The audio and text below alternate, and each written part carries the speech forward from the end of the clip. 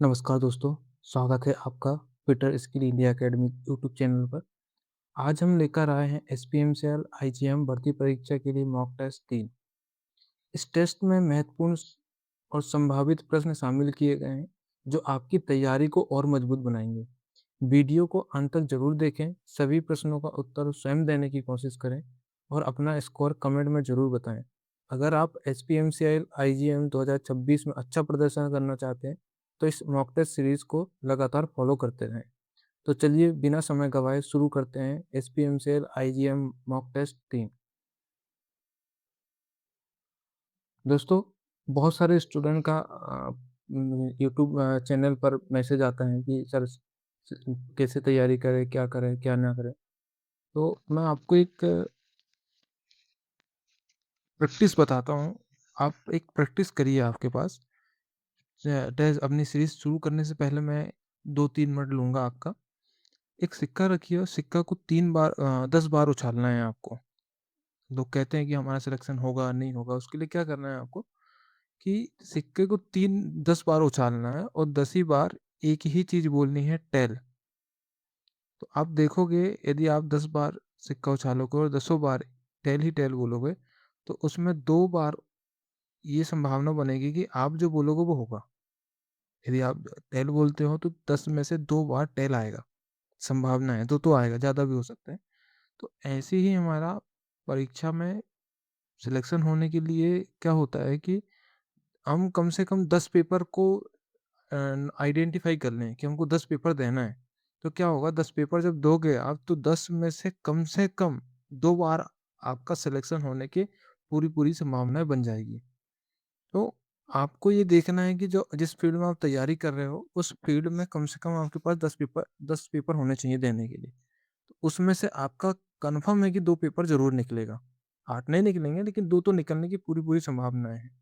तो ये एक प्रैक्टिस थी, जो आपको करना है, और आपको मान के चलना है कि 10 पेपर यदि आप देते हो, तो 2 में से आपका सिलेक्शन हो जाएगा। और एक बहुत ही महत्वपूर्ण सूचना है आपके लिए कि जो आईजीएम का जो पेपर हो रहा है, वो पहले एसपीएमसीएल का आईबीपीएस पेपर लेता था, लेकिन इस बार एजेंसी चेंज कर दी गई है। एजेंसी कौन-सी रखी गई है? ईडीसीआईएल, जो कि अभी नई पेपर कंडक्ट कराने वाली एजेंसी है, जो सेंट्रल गवर्नमेंट की पीएसयू कंपनी है, वो अभी आईजीएम का पेपर लेगी। तो आपको पेपर जो आईबीपीएस का पेपर थोड़ा सरल आता था और 5 ऑप्शन रहते थे, लेकिन ईडीसीआईएल का पेपर जो है, वो एकदम टफ रहेगा। जैसे डीआरडीओ का पेपर आता है, भेल का पेपर था, इस तरीके से पेपर बनाएगा। तो हमको इसको मद्देनज़र रखते हुए तैयारी स्ट्रॉन्ग करना है और सीरीज़ को पूरी देखना है। तो चलिए शुरू करते हैं आज का वीडियो। तो प्रश्न है पहला, एक डिवाइडर का उपयोग किया जाता है सर्कल स्क्राइब करने के लिए, आर्क स्क्राइब करने के लिए, दूरियों को ट्रांसफ़र करने और स्टैम्पिंग के लिए, या उपरोक्त में से सभी। तो आपको वीडियो मतलब क्वेश्चन का कमेंट करके बताना है कि आंसर क्या होगा, सही है ना? तो एक डिवाइडर होता है, डिवाइडर का उपयोग करते हैं हम सर्कल स्क्राइब करने के लिए भी, आर्क भी स्क्राइब कर सकते हैं, दूरियों को ट्रांसफ़र करने और स्टेपिंग करने के लिए भी करते हैं। तो इसका करेक्ट आंसर हो जाएगा हमारा ऑप्शन डी।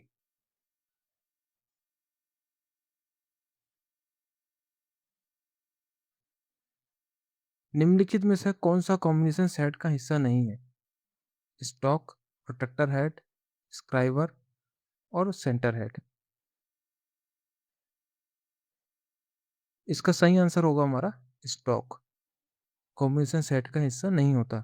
प्रोटेक्टर हो हेड होता है, प्रोटेक्टर हेड से 1 डिग्री तक का कोण हम माप सकते हैं, ठीक है? इसमें स्पिरिट लेवल भी लगा होता है ना? सॉरी, प्रोटेक्टर हेड में स्क्वायर हेड होता है, जिसमें स्पिरिट लेवल भी लगा होता है, जिसे समांतर चेक कर सकते हैं। प्रोटेक्टर हेड से 1 डिग्री का कोण हम चेक कर सकते हैं। स्क्राइबर से स्क्राइब मार्क कर सकते हैं, और सेंटर हेड होता है, जिससे हम गोल जोक को सेंटर निकाल सकते हैं।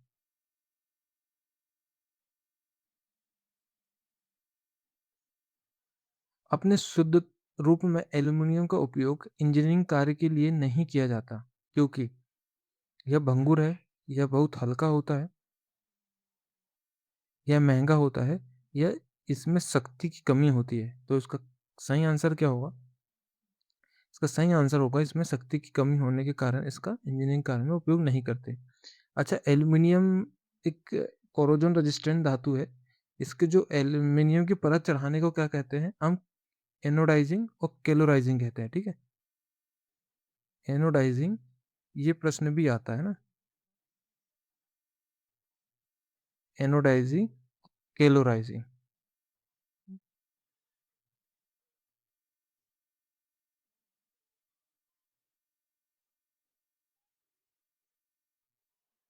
केलोराइजिंग 2 कहते हैं ना एल्यूमीनियम की परत को चढ़ाने को। अच्छा, एल्यूमीनियम का एक और पूछता है, एल्यूमीनियम का एक्स क्या होता है? एल्यूमीनियम का एक्स होता है बॉक्साइट, और एल्यूमीनियम का टेम्परेचर कितना होता है हमारा? 658, ठीक? राउंड फिगर में कई बार 660 भी क्वेश्चन ऑप्शन में देता है, ठीक है? तो ये एल्यूमीनियम का तापमान होता है, ये भी पूछते हैं।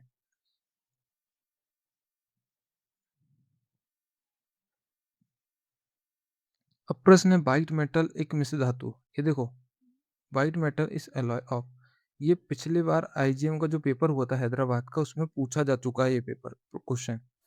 तो ऑप्शन है कॉपर और टिन, कॉपर और जिंक, कॉपर जिंक और tin, copper lead tin antimony, copper zinc tin antimony. अब देखो, ऑप्शन आपको बहुत ही कंफ्यूजिंग वाले होंगे, तो इसमें सही आंसर बताना आपको क्या होगा।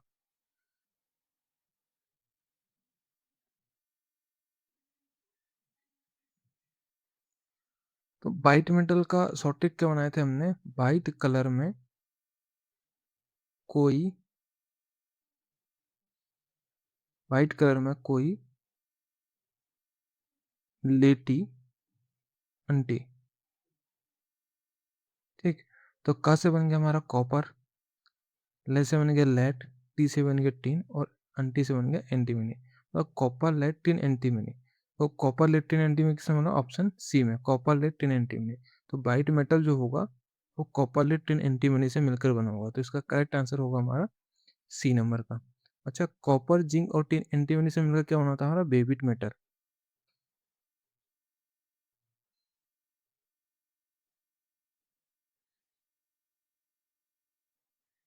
और कॉपर और टिन से मिलकर क्या बना होता है हमारा? ये आपको कमेंट करके बताना है, ठीक है? इसकी भी ट्रिक बनाई थी। और कॉपर जो टिंग से मिलकर क्या बना होता है, ये भी बताना आपको, ठीक है? कजीटी, इसकी शॉर्टकट की थी कजीटी, कोजिटी गन, देखो गन मेटल।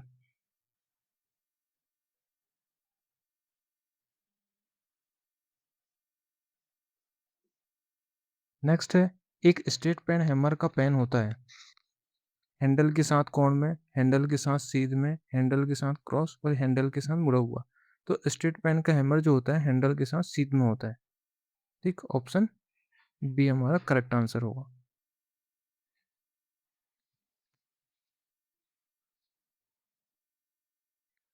नेक्स्ट, एक माइक्रोमीटर में थिम्बल का एक पूरा चक्कर आगे बढ़ता है, थिम्बल का एक पूरा चक्कर कितना बढ़ेगा? जो स्लिप की जो पिच होगी उसके बराबर बढ़ेगा, ठीक? तो 0.01, 0.0, 0.25, 0.01 क्या होता है हमारा? List count. ये माइक्रोमीटर का लिस्ट काउंट होता है ना।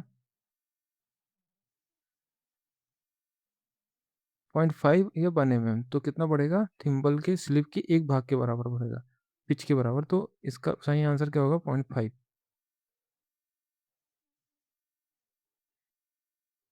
अगला, बनिया बीवर प्रोटेक्टर का लिस्ट काउंट होता है 1 मिनट, 5 मिनट, 10 मिनट, या 25 मिनट। तो इसका सही आंसर क्या होगा हमारा? 5 मिनट। अच्छा, बनिया बीबल प्रोटेक्टर से एक और भी क्वेश्चन आते हैं। बनिया बीबल प्रोटेक्टर में जो होता है, बनिया स्केल कहाँ पर होती है, मैन स्केल कहाँ पर होती है, और इसमें जो होता है टेपर सतह, यदि कोई टेपर, किसी का कौन चेक करना है तो टेपर वाली सतह का किससे सपोर्ट करते हैं, और समतल सतह के लिए किसका मतलब संदर्भ सतह के लिए किसका उपयोग करते हैं? तो सपोर्टिंग के लिए टेपर वाली जो जो होती है, हमें टेपर में किसका उपयोग करते हैं हम? ब्लेड, टेपर वाली सतह से ब्लेड से स्टॉक सटा रहता है, और समतल सतह में स्टॉक सटा रहता है ना? और डायल में जो होता है,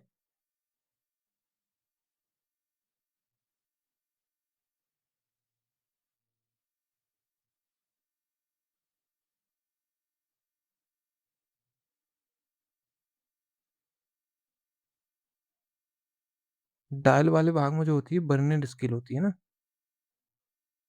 बर्नियर स्केल होती है, और डिस्क वाले भाग में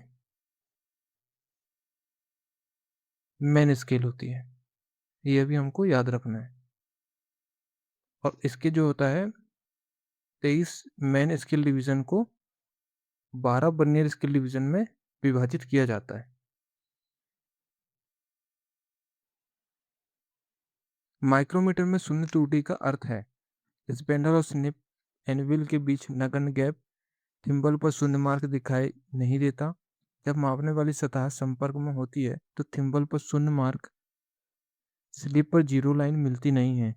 यह माइक्रोमीटर सही है। तो इसका करेक्ट आंसर आप कमेंट करके बताओ कि सही आंसर क्या होगा। इसका सही आंसर होगा जब मापने वाली सतह संपर्क में होती है तो थिम्बल पर शून्य मार्क और स्लिप पर जीरो लाइन मिलती नहीं है। ऑप्शन सी हमारा करेक्ट आंसर होगा।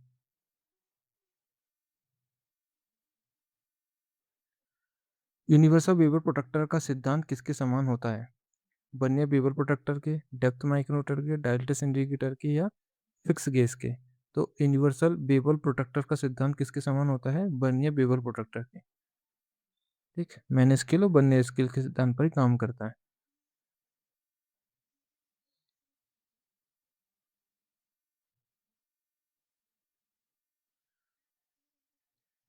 नीचे दिखाए गए चित्र में दिखाए अनुसार माइक्रोमीटर की रीडिंग क्या होगी? What is a micrometer reading show in the figure? देखो अब यहाँ ये माइक्रोमीटर है, तो ये वाला जो भाग हो गया ये स्लिप हो गया, स्लिप, और ये हो गया हमारा थिम्बल, थिम्बल। अब ये जीरो लाइन हो गई, ये हो गया 1, और ये हो गया हमारा 2। और 2 mm के बाद जो है एक आधा खुल रहा, मतलब एक सब डिवीजन खुल रहा है। तो 2 हो गया मेन डिवीजन, और एक सब डिवीजन मतलब 0.05 सब डिवीजन। अब इसमें देखना थिम्बल डिवीजन कितना होगा। तो थिम्बल थिम्बल डिवीजन के लिए क्या करते हैं हम, जो थिम्बल की जो लाइन होती है वो कौन सी लाइन मिल रही है? तो देखो यहाँ 35, 36, 37 और 38 भी नंबर की लाइन मिल रही। तो एक थिम्बल डिवीजन का मान कितना होता है? 0.01 mm इंटू कौन सी लाइन मिल रही है हमारी? 38वीं लाइन मिल रही। तो थिम्बल डिवीजन कितने हो जाएंगे हमारे? 0.038। अब इन तीनों को जोड़ेंगे तो हमारा आंसर कितना आएगा? 2.88। अभी देखते हैं हम, ये हमारी एक्चुअल रीडिंग होगी। ये मेन स्केल, ये सब डिवीजन, और ये वर्नियर डिवीजन। तो हमारी रीडिंग देखते 2.88 ऑप्शन में है क्या? देखो ऑप्शन में ऑप्शन सी हमारा 2.88 है, तो इसका करेक्ट आंसर होगा हमारा ऑप्शन सी। नेक्स्ट क्वेश्चन है, एक स्पॉट फेसिंग की जाती है ड्रिल किए गए छेद के मुंह को डिवर करने के लिए, सतह को सपाट बनाने के लिए ताकि बोल्ट हेड सतह पर उचित सीट ले सके, ड्रिल किए गए छेद को फाइन फिनिशिंग देने के लिए, या मौजूदा छेद को बड़ा करने के लिए। कमेंट करके बताओ इसका सही आंसर क्या होगा। तो स्पॉट फेसिंग क्यों करते हैं हम, बताओ। स्पॉट फेसिंग करते हैं सतह को सपाट बनाने के लिए ताकि बोल्ट हेड सतह पर उचित सीट ले सके। ऑप्शन बी हमारा करेक्ट होगा।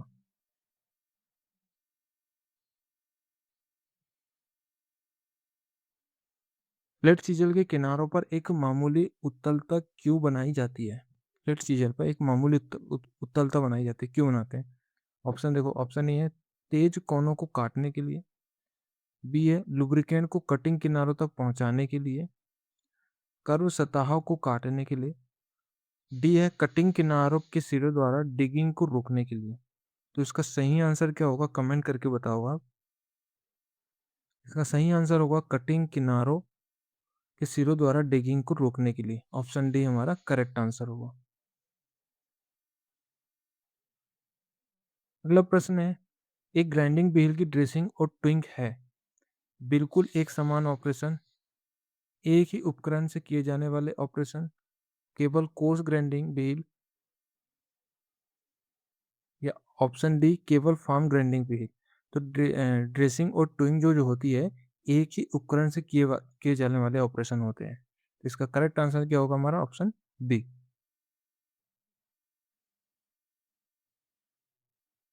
नीचे दिए गए चित्र में किस प्रकार की चीज़ल का उपयोग किया जाता जा रहा है?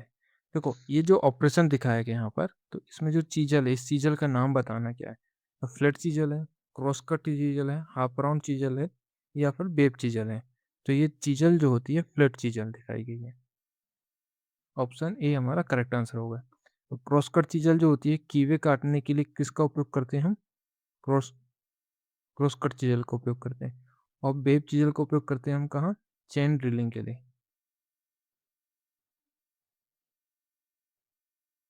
चेन ड्रिलिंग के लिए वेब चीज़ल का उपयोग करते हैं। अच्छा देखो, इसमें ये दिया है, एक लाइन याद रखना, पीला को निकाला। पी से बन गया पीला और पी से बन गया प्लास्टिक। प्लास्टिक और टॉक्सिन हज़ार्ड के लिए पीले कलर का डस्टबिन का कलर होता है। और नीला डस्टबिन किसके लिए यूज़ करते हैं हम? कागज़ के लिए। काला डस्टबिन सब्जी के लिए और लाल डस्टबिन लोहे के लिए।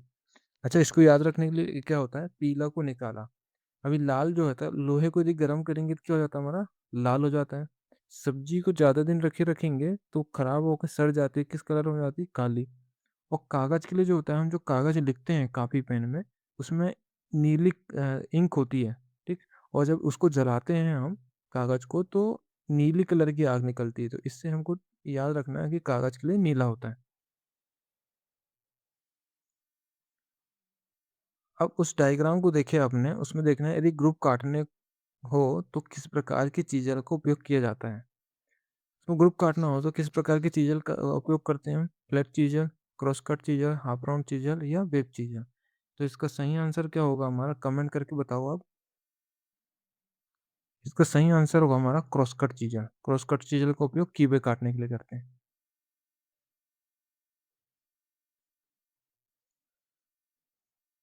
निम्नलिखित में से कौन-सा एक प्राकृतिक एब्रेसिव है? ऑप्शन है कोरोंडम, डायमंड, एमरी या फिर ये सभी। तो इसका सही आंसर क्या होगा हमारा? उपरोक्त में से उपरोक्त सभी, ठीक है? Option D.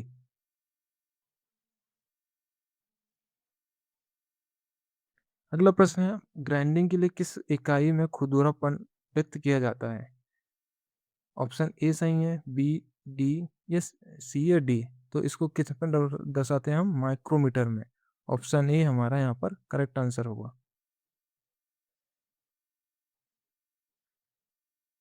नेक्स्ट प्रश्न है, एक सिलिंड्रिकल ग्राइंडिंग मशीन पर एक 50 माइल्ड स्टील शाफ्ट को फिनिश ग्राइंडिंग करनी है ना? सरफेस स्पीड क्या होगी दी जॉब की? आरपीएम 191 है। तो इसका फॉर्मूला क्या होता है? Cutting speed equal to pi D N upon 100, ठीक? तो इस फॉर्मूले से आपको निकाल के बताना है कि इसका करेक्ट आंसर क्या होगा। कमेंट बॉक्स में लिख के भेजना आप। अगला प्रश्न है, किस अवधि को गोल्डन हावर्स कहा जाता है? ये प्रश्न भी पूछा जा चुका है ना। दुर्घटना के बाद पहले 30 मिनट, प्राथमिक चिकित्सा के बाद पहले 30 मिनट या एडमिशन के बाद पहले 30 मिनट 45 मिनट या उपचार के बाद पहले 60 मिनट। तो गोल्डन आवर्स जो होते हैं, दुर्घटना के बाद पहले 30 मिनट को हम गोल्डन हावर्स के रूप में रखते हैं। नेक्स्ट प्रश्न है, कार्यशाला में दुर्घटना से बचने का पहला कदम क्या है?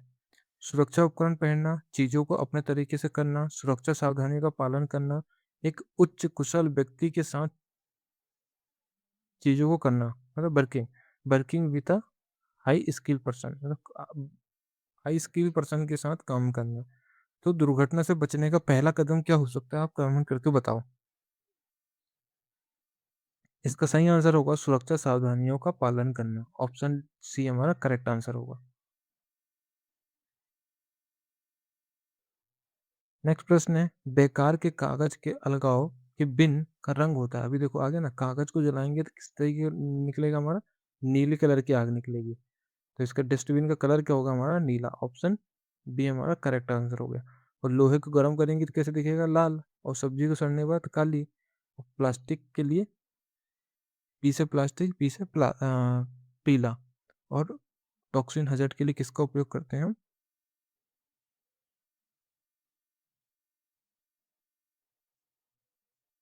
प्लास्टिक और टॉक्सिन हजट के लिए पीले कलर के डस्टबिन का उपयोग करते हैं।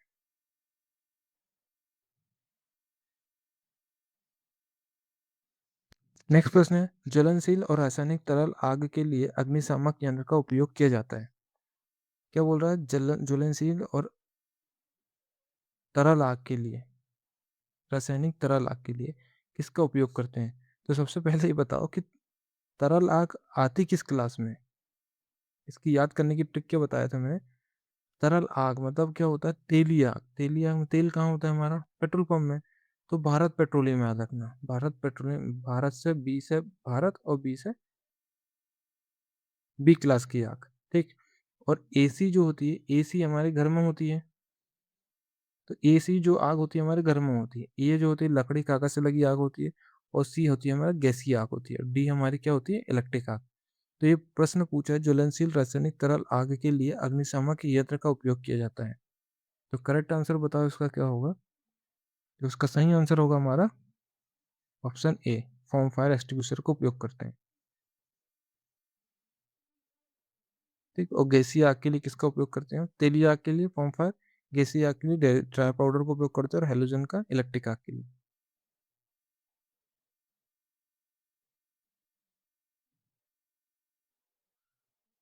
किस फाइल का उपयोग जॉब को फिनिशिंग साइज के करीब बनाने के लिए करते हैं?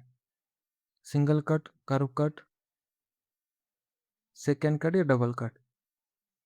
कमेंट करके बताओ इसका सही आंसर क्या होगा।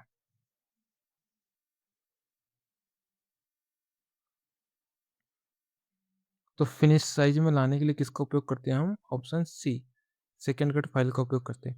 अच्छा, सेकेंड कट फाइल जो है किस ग्रेड में आती है, मतलब किस क्लास में आती है? तो ये ग्रेड के अनुसार है।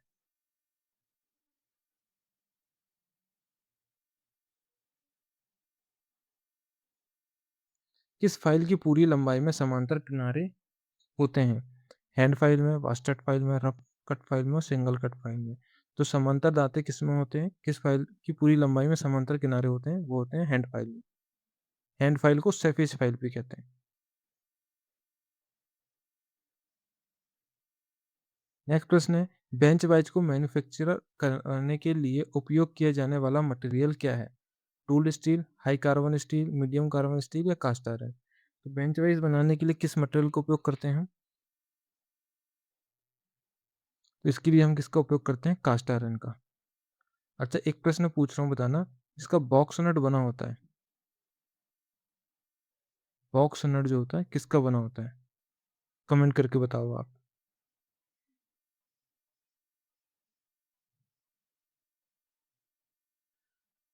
अगला प्रश्न है, मशीन फिनिश सतह पर कौन सा मार्किंग मीडिया स्पष्ट रेखाएं प्रदान करता है? ये आईएसपी के पेपर में पूछा जा चुका है 2023 में।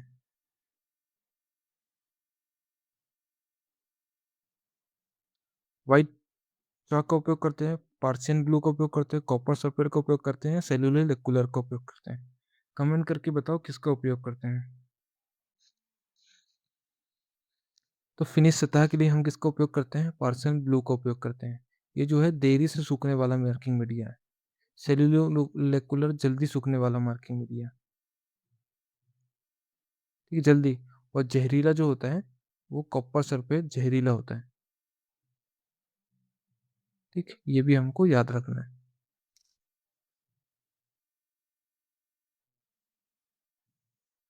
अगला प्रश्न है, एक राउंड बार पर केंद्र मार्क करने के लिए किस कैलिपर का उपयोग करते हैं? जेनी कैलिपर, इनसाइड कैलिपर, बाहरी कैलिपर या फर्म जॉइंट कैलिपर? तो सेंटर, गोल जोक को सेंटर निकालने के लिए किसका उपयोग करते हैं हम? जेनी कैलिपर का। जेनी कैलिपर को हर्माफ्रोडाइट कैलिपर भी कहते हैं। नेक्स्ट प्रश्न है, ट्राई स्कोर का उपयोग क्या है? समकोण की जांच करने के लिए, एक्यूट स्क्यूट एंगल की जांच करने के लिए, ऑब्ट्यूस एंगल की जांच करने के लिए, और स्ट्रेट कोण की जांच करने के लिए? तो ट्राई स्कोर का उपयोग करते हैं समकोण की जांच करने के लिए करते हैं। स्क्वायर 90 डिग्री स्क्वायरनेस और फ्लैटनेस को चेक करने के लिए ट्राई स्कोर का उपयोग करते हैं। जब ट्राई स्कोर की एक्यूरेसी कितनी होती है? 0.002 mm प्रति 10 mm की लंबाई में होती है। ये प्रश्न भी पिछले बार आईएसपी में पूछा जा चुका है। ठीक?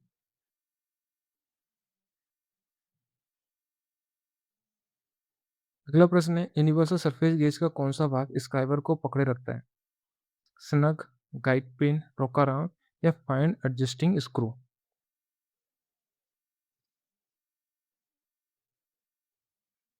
तो यूनिवर्सल सरफेस गेज का कौन-सा भाग स्क्राइबर को पकड़े रखता है? तो सही आंसर क्या होगा हमारा? स्नग। स्नग जो होता है स्क्राइबर को पकड़े रखता है। समांतर लाइन लगाने के लिए किसका उपयोग करते हैं हम? गाइड पिन का। ये भी याद रखना है। सही आंसर क्या होगा हमारा? स्क्राइबर को पकड़ा रहता है स्नग और समांतर रेखाएँ लगाने के लिए गाइड पिन का उपयोग करते हैं।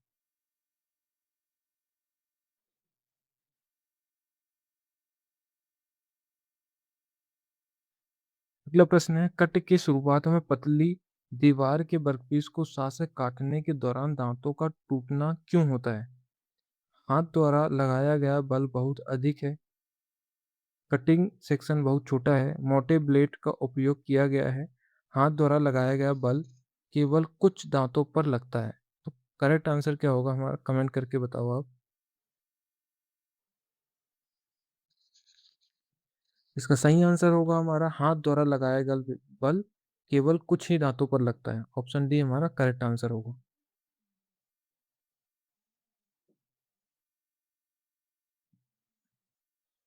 अगला प्रश्न है, 0.5 mm पिच के स्पेंडल थ्रेड के साथ थिम्बल के एक डिवीजन की मूवमेंट पर स्पेंडल की मूवमेंट कितनी होगी? थिम्बल के थिम्बल के एक डिवीजन की मूवमेंट पर स्पेंडल की मूवमेंट कितनी होगी? इसका सही आंसर बताना है। 0.5 mm के पीछे 0.01 mm, 0.1 mm, 1 mm या 10 mm? तो इसका सही आंसर होगा थिम्बल के एक भाग का मान पूछ रहा है ये।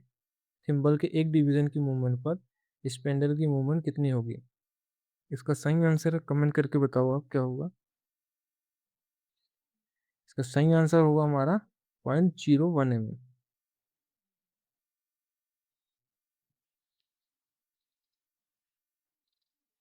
अगला है, कौन सा कैलिपर आयामों का फाइन संयोजन प्रदान करता है? Which caliper provide fine adjusting of dimension? Inside caliper, hot caliper, बाहरी कैलिपर या स्प्रिंग जॉइंट कैलिपर? तो फाइन एडजस्टिंग के लिए किसका उपयोग करते हैं हम? स्प्रिंग जॉइंट कैलिपर का उपयोग करते हैं।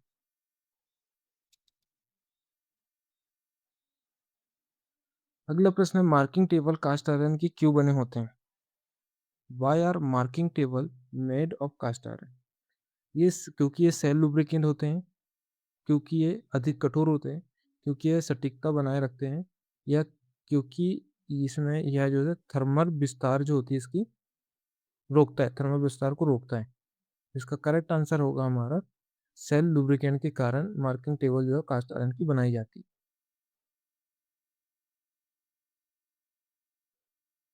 अगला प्रश्न है, फाइल के दांतों के बीच फंसी धातु के चिप्स को निकालने की क्या विधि है? What is the method of removing metal chips launch between the teeth of file? Brush द्वारा, वायर ब्रश द्वारा, कॉपर स्ट्रिप द्वारा या चॉक पाउडर द्वारा? जिसका सही आंसर होगा हमारा कॉपर स्ट्रिप के द्वारा। ऑप्शन सी हमारा करेक्ट आंसर होगा। अगला है, चीजल के किनारों पर क्राउनिंग का क्या उद्देश्य होता है? What is the purpose of crowning on the cutting edge of a chisel? Chisel को फिसलने से रोकना, किनारों को डिगिंग को रोकना, चीजल को सीधी रेखा पर फ्री चलना या कटिंग किनारे को वर्कपीस में घुसने देना, पेनिट्रेट करने देना? तो क्राउनिंग का क्या उद्देश्य होता है? कमेंट करके बताओ आप। क्राउनिंग करने का उद्देश्य होता है कोनों की डिगिंग को रोकना। ऑप्शन बी हमारा राइट आंसर होगा।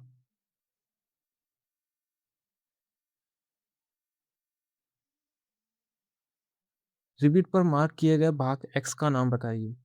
कि इस भाग को क्या कहते हैं हम? इस भाग को कहते हैं हम बॉडी। ठीक, बॉडी या सैंक भी कहते हैं। ये हो गया हमारा हेड और ये होगा नीचे टेल। अच्छा, रिबिट में पूछते हैं पिच कितनी होती है रिबिट में? पिच होती है 3D और मार्जिन रखी जाती है 2D। और लीक प्रूफ बनाने के लिए किसका उपयोग करते हैं हम? फुल रिंग का उपयोग करते हैं। फुल रिंग टूल का उपयोग करते हैं। तो एक्स वाले भाग का नाम क्या है हमारा? बॉडी। तो इसका सही आंसर क्या होगा हमारा? Option B.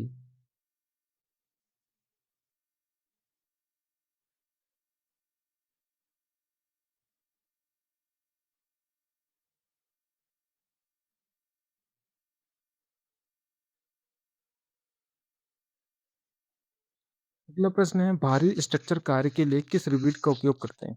अच्छा, ये जो प्रश्न है, ये थोड़ा कन्फ्यूजन पैदा करता है। भाई कन्फ्यूजन क्या होता है इसमें देखना, भारी स्ट्रक्चर कार्य के लिए किस रिबिट का उपयोग करते हैं? Pan head, snap head, countersunk head या कॉनिकल हेड?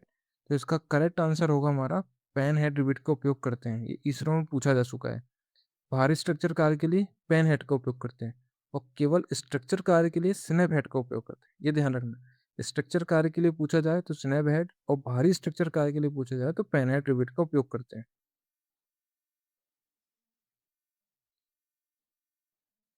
अगला, स्नैप हेड रिबिट को सपोर्ट करने के लिए उपयोग किया जाने वाला टूल का नाम बताइए।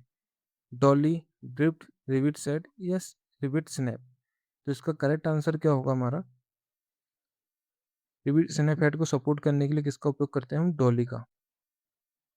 अब रिबिट में प्लेट को पास पास लाने के लिए किसका उपयोग करते हैं? रिबिट सेट का।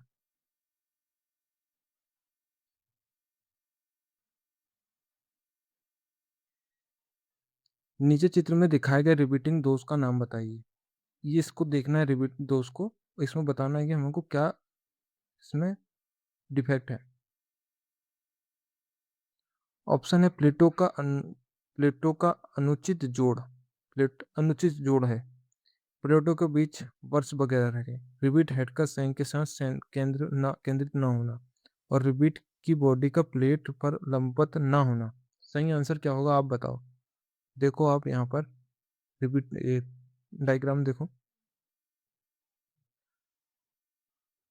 आप ध्यान से देखो तो आपको दिखता होगा कि यहाँ पर जो रिबिट की हेड है वो सही नहीं बनी है। यहाँ से इसकी दूरी देखो और यहाँ से दूरी देखो, तो रिबिट हेड का सेंटर पर नहीं है। तो इसका करेक्ट आंसर क्या होगा हमारा?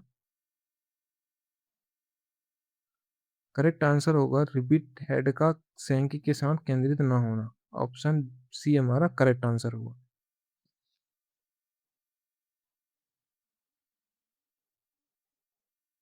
अगला प्रश्न है, स्टेप डाउन ट्रांसफार्मर में ओपन सर्किट वोल्टेज क्या है जो 200 या 440 वोल्ट मुख्य सप्लाई वोल्टेज को कम करता है?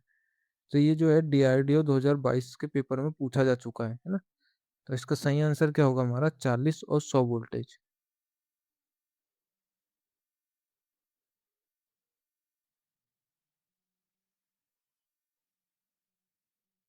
नेक्स्ट प्रश्न है, कौन सी वेल्डिंग मशीन एसी और डीसी करंट दोनों को सप्लाई करने के लिए डिजाइन की जाती है जिसके द्वारा फेरस और नॉन फेरस धातु की वेल्डिंग की जाती है? फेरस और नॉन फेरस मेटल की वेल्डिंग करने के लिए किसका उपयोग करते हैं? Rectifier, transformer, motor generator, engine generator? इसका करेक्ट आंसर होगा हमारा रेक्टिफायर। रेक्टिफायर सेट का उपयोग करते हैं, ऑप्शन ए हमारा करेक्ट आंसर होगा। नेक्स्ट प्रश्न है, रीमर पर मार्क किए हुए कोण एक्स का नाम बताइए।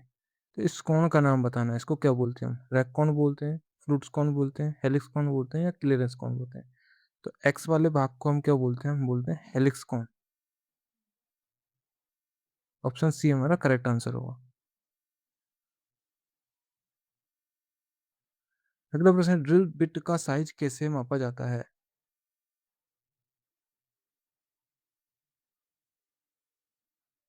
ड्रिल बिट का साइज जो होता है फ्लूट के बीच से, लैंड के बीच से, वेब के बीच से या नेक के बीच से? तो इसका करेक्ट आंसर क्या होगा? इसका करेक्ट आंसर होगा लैंड के बीच से लेते हैं। ठीक, फ्लूइड का उपयोग कूलेंट और चिप्स को बाहर निकालने के लिए करते हैं।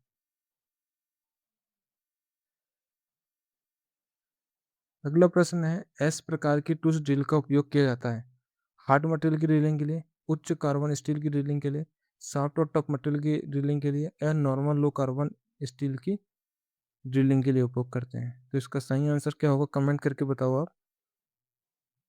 इसका सही आंसर होगा सॉफ्ट मटेरियल की ड्रिलिंग के लिए करते हैं, सॉफ्ट और टफ मटेरियल के लिए। ऑप्शन सी हमारा करेक्ट आंसर।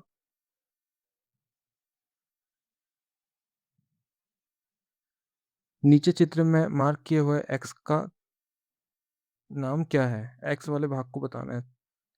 ध्यान से देखो डायग्राम को, ये जो है इस सेंटर जो लाइन गई है इसको बताना है, इसको किसको इंगित करती है? तो ये जो है थी, ये बीच वाली जो है टॉलरेंस जोन है। ठीक है, ऊपर नीचे जिस जिसको लिमिट से निर्धारित करते हैं वो होती है। देखते हैं हम, ऑप्शन देखते हैं इसका। लिमिट साइज़ कहते हैं, टॉलरेंस ज़ोन कहते हैं, लोअर विचलन कहते हैं और उच्चतर विचलन कहते हैं। तो इसका सही स आंसर क्या होगा हमारा? टॉलरेंस ज़ोन कहते हैं। ऑप्शन बी हमारा करेक्ट आंसर होगा। अगला है बेसिक रखरखाव में मशीनरी की ब्रेकडाउन रोकने के लिए की गई गतिविधियों का नाम क्या है? Routine maintenance, preventive maintenance, repairing या इंस्पेक्शन? तो इसका सही आंसर क्या होगा हमारा? बेसिक रखरखाव में ब्रेकडाउन रोक मशीनरी की जो ब्रेकडाउन रोकने के लिए की गई गतिविधि को क्या कहते हैं हम? Preventive maintenance.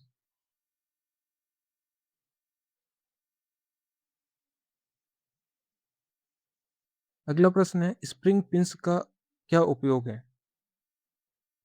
पार्ट्स को आसान असेंबलिंग और डिसेंबलिंग करने के लिए, व्यापक टॉलरेंस के साथ अनुरूप होल्स में असेंबली को लोकेट करना, असेंबली में पार्ट्स को बनाए रखना और पार्ट्स को सटीक पोजिशनिंग के लिए। तो इसका सही आंसर क्या होगा हमारा?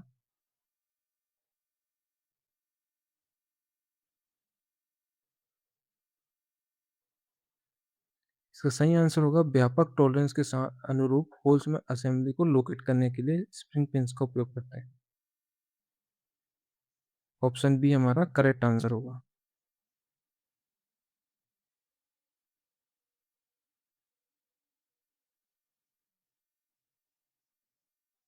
अगला प्रश्न है असेंबली में कौन सा बोल्ट वर्कपीस के बीच सापेक्ष मूवमेंट रोकता है?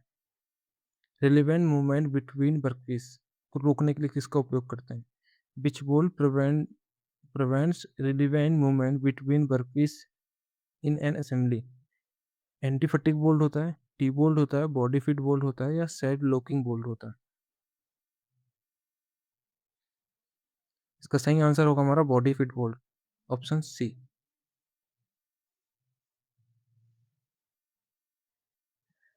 अगला प्रश्न है निम्नलिखित में से कौन सा joint sheet metal roofing work के लिए उपयुक्त है? Left joint, butt joint, hinge joint या double group seam joint? Comment करके बताओ इसका सही आंसर क्या होगा। सीट मेटल रूफिंग वर्क के लिए किसका उपयोग करते हैं? Double grouped SIM joint. Option हमारा डी हमारा करेक्ट आंसर होगा।